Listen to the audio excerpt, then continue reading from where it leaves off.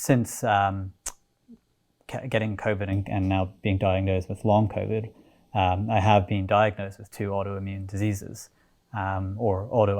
they've tested positive for autoantibodies in my blood and my eye, interestingly enough. The first one is an autoantibody that is, I guess, against my nervous system, which ties into a lot of my other symptoms that we can talk about, the posterior orthostatic tachycardia syndrome and what have you, that I have been diagnosed with, and then something called anterior uveitis in my eye. And I've also been diagnosed with another degenerative eye disease as well, all triggered seemingly from COVID, because I had never had any of these issues prior to. What did you actually do to find help? I mean, at that point, it was just really confusing, and people were, really trying to understand what long COVID was. Yeah. How did you reach out to find the resources to find help? Many people have been patient-led advocacy.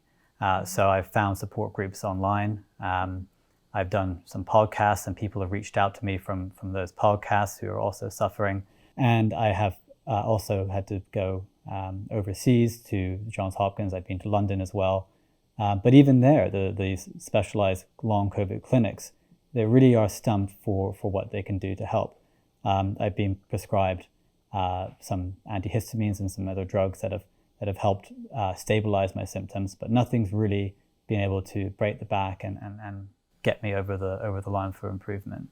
So we're back to a functioning state. I'm still mostly housebound, but I'm not mostly bedbound, which is where I have been at various stages throughout this disease. So at Johns Hopkins, had he seen anybody that was suffering as much as you were, and other than giving you tests, did they have any better guidance for you or any other ideas as to how to make you better?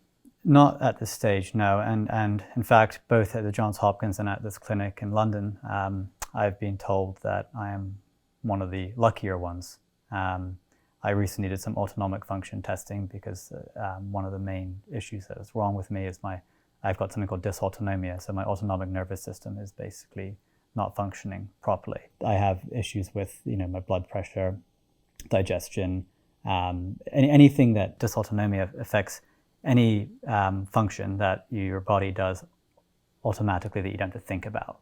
So I recently did this autonomic test out in London, and the doctor had said to me that on reading my report and then seeing me as a patient, if he was to read the report, he would assume that I was in a wheelchair, bedbound, and unable to stand up based on the report.